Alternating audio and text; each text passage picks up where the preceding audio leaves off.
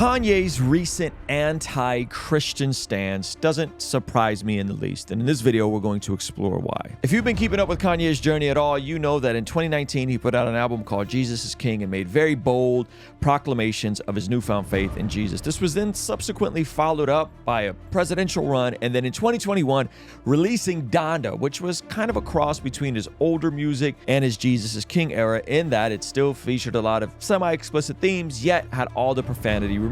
But all that went out the window on his latest release, Vultures, where he made some rather blasphemous statements about being the new Jesus Christ, and in his latest interview with Big Boy. So in this video, we're going to look at the claims he made on Big Boy, which many of you guys have probably already heard of, and why this didn't shock me in the least. Mainly because Ye DM'd me several weeks ago, foreshadowing some of the same statements he made, and what subsequently followed in our interactions is pretty interesting to say the least. But before we get into that, guys, my name is Ruslan. This channel exists to encourage, empower, and inspire you to live a life that blesses God. If you're new here or if you're not new here, please make sure you're subscribed, as a huge percentage of the people who watch this channel, unfortunately, are not. All right, let's get into this video. It is, but I have my issues with Jesus. There's a lot of stuff I went through that I prayed and I didn't see Jesus show up. So I had to put my experience in this world, my experience with my children, my experience with other people, my experience with my account, my experience with my brand, and my experience with the level of music that I was dealing with in my own hands. You know how many threats we've been dealt with? And I didn't pray my way through them threats either. I had to get up and do it myself.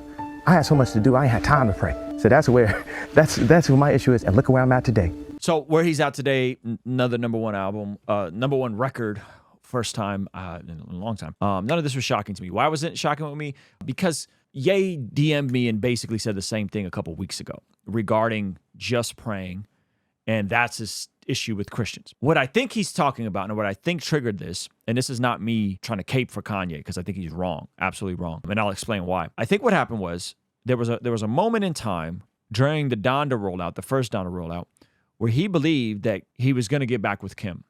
He did this whole show, and I believe it was in Chicago. He had Kim walk down the aisle again in a dress.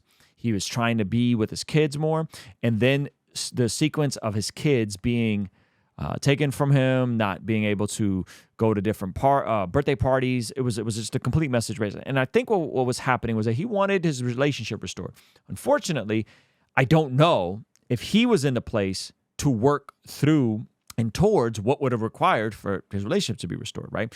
Not to mention that he's married to Kim, and I don't know Kim like that. I've seen Kim in person one time. I've seen Ye in person a handful of times.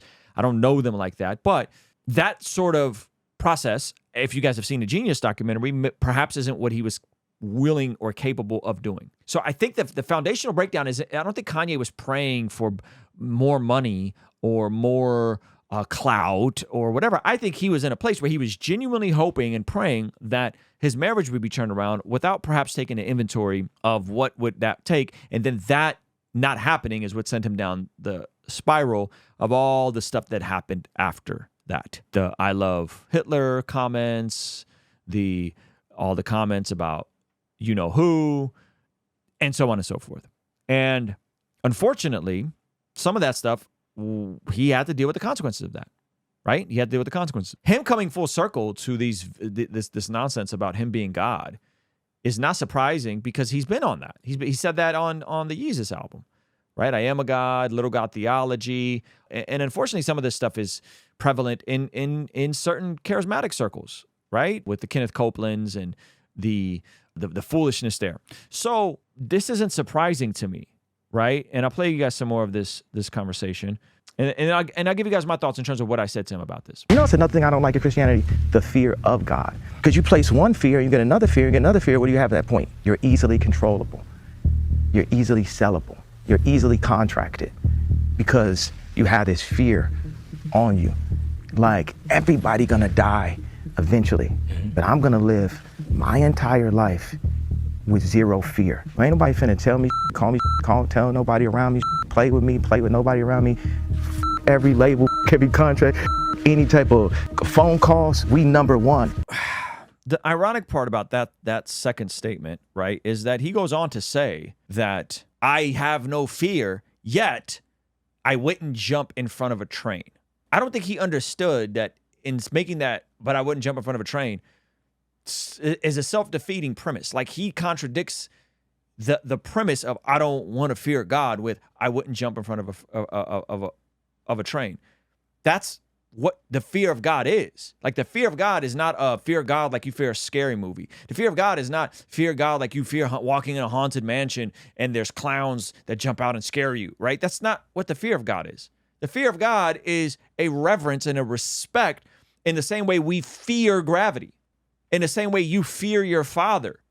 Those of us that had fathers, I didn't have a father, but you fear your father. Why? Not because your father's slapping you up and beating you up, but because your father is capable if he has to, but he doesn't because he's a good father, right? My son play fights with me. He wants to test the lines. He wants to test the limits of where we are, right? Where he is. He's 9. He's always trying to run up on me and punch me, and then we wrestle, right? It's interesting that Jacob wrestled with God, right? So it's a fear in terms of a respect and a reverence. It's not a fear of like, oh, I'm scared of God, like it's a scary movie. So I'll be surprised that I'm still alive every day. How did you not so-called disappear? Like, because that's a hell of a fight. Because I'm God. And anyone who disagree, I'm the God of me. And you can't tell me who I am. I can't tell y'all. I could tell y'all. It's y'all job to listen. I'm the God of me. Big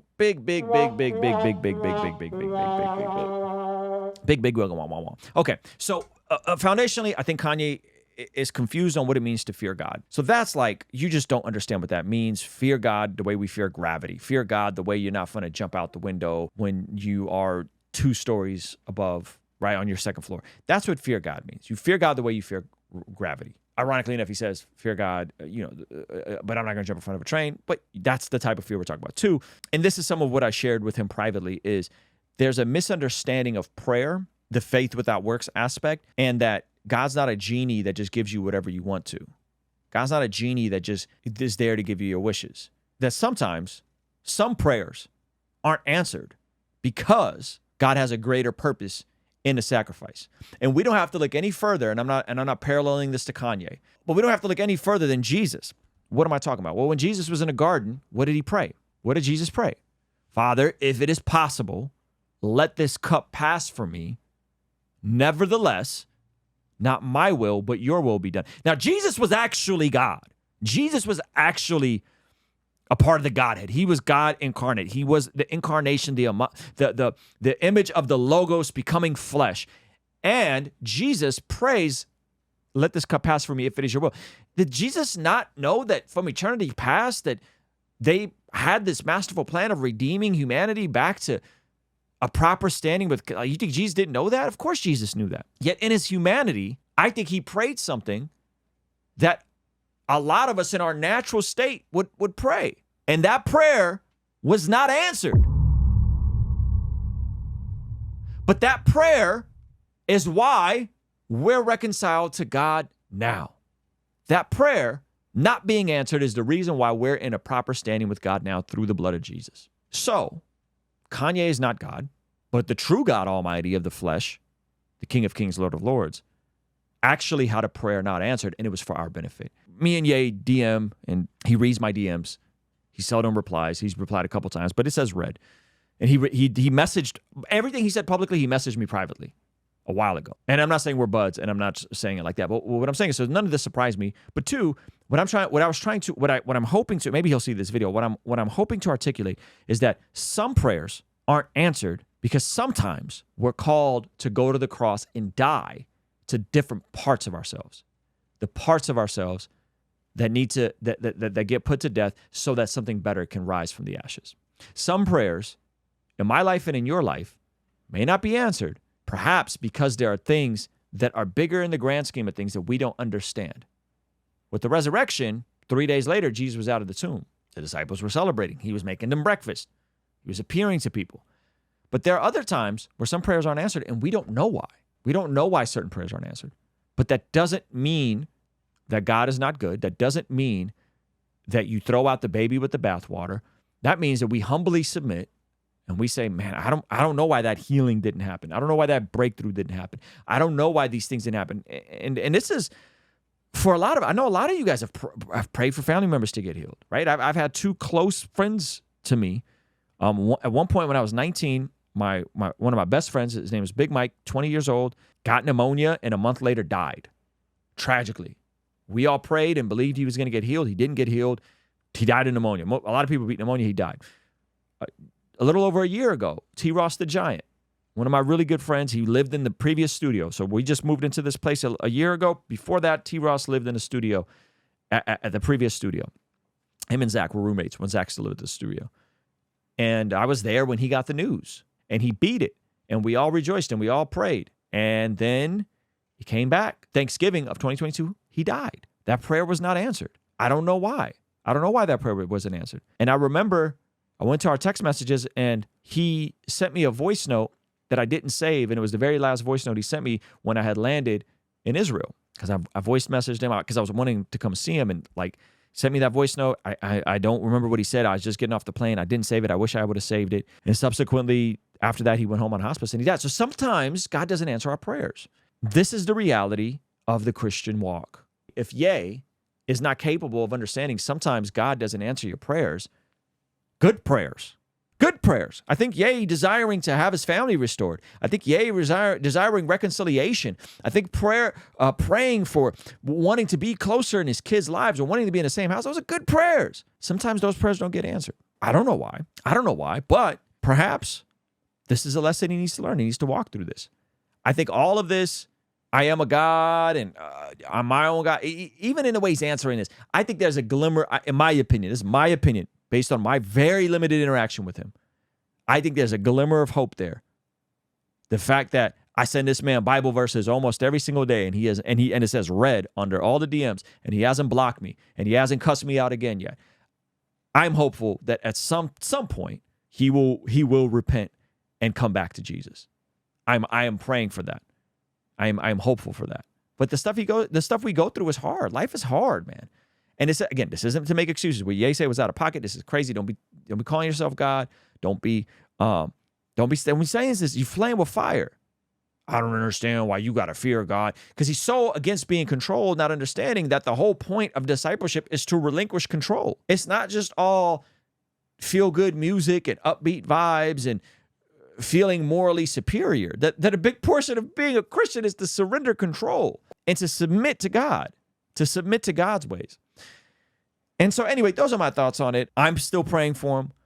By the grace of God, for whatever reason, I've been able to send him Bible verses almost every day. Not just me, my pastor. Hey, you guys got anything you want to send to Ye, my therapist? We got anything you want to say? Jonathan Peugeot has sent verses that he wants me to send him. Neil sent verses he wants me to send him. And so there's a lot of people praying for him and sending him verses. And who knows? Who knows? Maybe something in one of those verses sparks that and he repents. I think it's going to be a longer process than that, unfortunately. And I think he's wilding out. And I think these are some of these basic things that unfortunately he just doesn't understand, and I hope he does, and I hope he repents, because there's a lot of people that he has influence over. We shouldn't be too celebratory when celebrities come to faith, and we shouldn't be too shocked when they don't reflect the faith. Right? That's the lesson, I think, for all of us.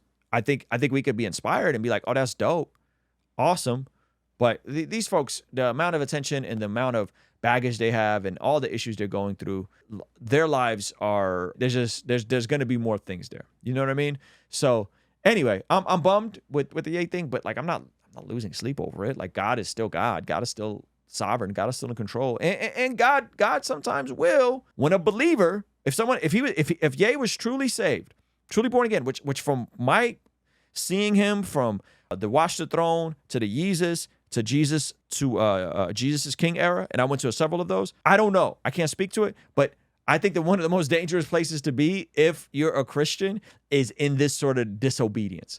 If you actually place your faith in Jesus and then you start behaving this way, and that belief and that profession was genuine, and then you're behaving this way, that is a scary place to be. That is a scary, scary, scary place to be. Like God will deal with you. So the reality is that Jesus said, in this life, there will be trouble, and not all of our prayers will be answered the way we want them to be. And when it goes back to this idea of Christians just praying and not doing anything, which is some of Kanye's frustration, I think he misses a couple of key ideas. One being, James, the brother of Jesus, says that faith without works is dead. And the second, echoing that statement by James, St. Augustine said, Pray like it all depends on God. Work like it all depends on you. So despite Kanye's apprehension towards Christians just praying or him not needing to pray and having to work, I think it is impossible for the Christian, the true follower of Jesus, to detangle our faith and our salvation, which is by grace, and the response that we then have because we're saved to live according to God's ways and put in the work on this side of eternity. And this is all anchored on the reality that if you've placed your faith in Jesus, you have been raised from death to life, like Jesus. That everything about the Christian journey is symbolic, from baptism to us walking out our faith. And that is exactly what John 5:24 says, in that we've been crossed over from death to life. And we see this explored in John 5:24 when Jesus said that those of us who've placed our faith in him have crossed over from death to life. And that is the latest theme of our newest collection that's coming out next week. So be on the lookout for the Death to Life collection, available only Monday through Sunday next week. Go to blessgod.shop, sign up on the email list so you don't miss the drop. All right, I'll see you over there. Peace.